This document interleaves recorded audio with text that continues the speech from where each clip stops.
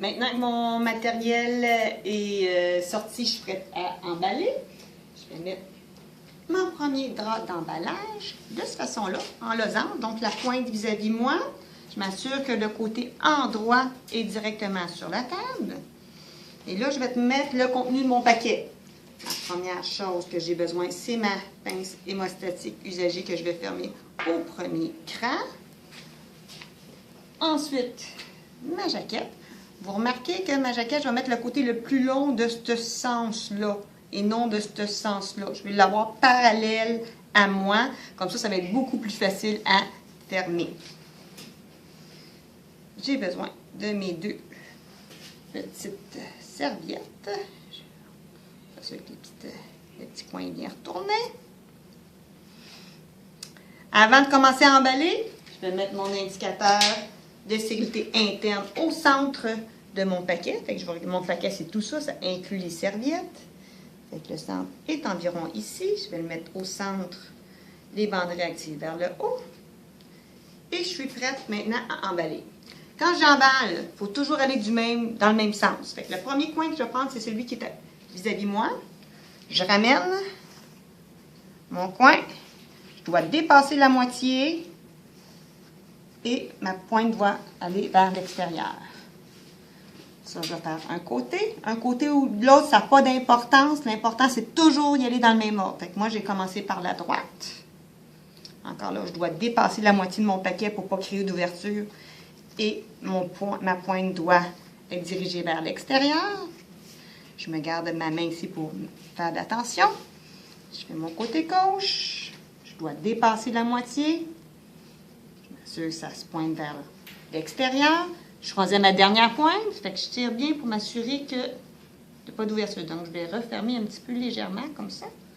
Et je ramène mon dernier point. J'ai une petite ouverture créée ici. Je vais rentrer ma pointe dans mon ouverture et je laisse l'extrémité dépasser de cette façon-là.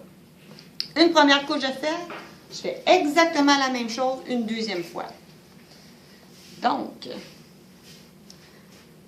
je n'ai pas oublié, avant de faire ça, d'enlever le poil sur mes deux couches. Je mets mon drap du bon côté. Et là, le truc infaillible, à ne pas oublier, pour être sûr d'être toujours du même côté, vous voyez l'ouverture qui est ici? Cette ouverture-là, je vais la placer vis-à-vis moi. Et ça doit être absolument la première chose que je vais cacher avec ma pointe. Fait que je mets l'ouverture vis-à-vis moi et je commence à plier exactement de la même façon. Mon ouverture est bloquée. Tantôt, j'ai commencé par la droite. Je suis encore avec la droite. Toujours la même méthode. Je garde ma tension.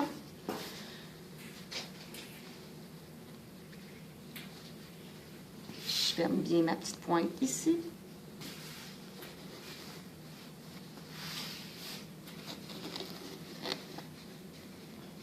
Et voilà, ma deuxième couche est faite.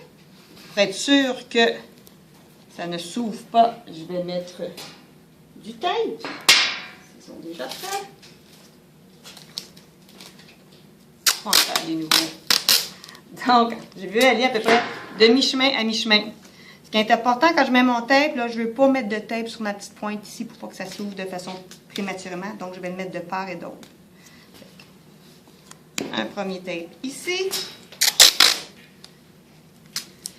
Et ce tape-là, dans l'autoclave, se transforme, il devient très, très, très collant.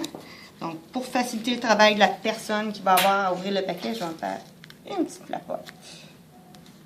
Comme ça. Je dois ensuite mettre mon indicateur externe de stérilité. Pas besoin d'en mettre long, pourvu que j'aille un peu de bande réactive directement sur le tape. Ça va être plus facile à enlever. Et il me reste à identifier le contenu de mon paquet. Donc, dans ce cas-ci, c'est une jaquette.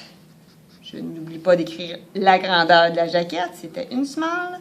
J'écris la date de la stérilisation ainsi que mon nom ou les initiales de la personne qui l'a préparé. Et voilà, c'est prêt à passer à l'autoclave.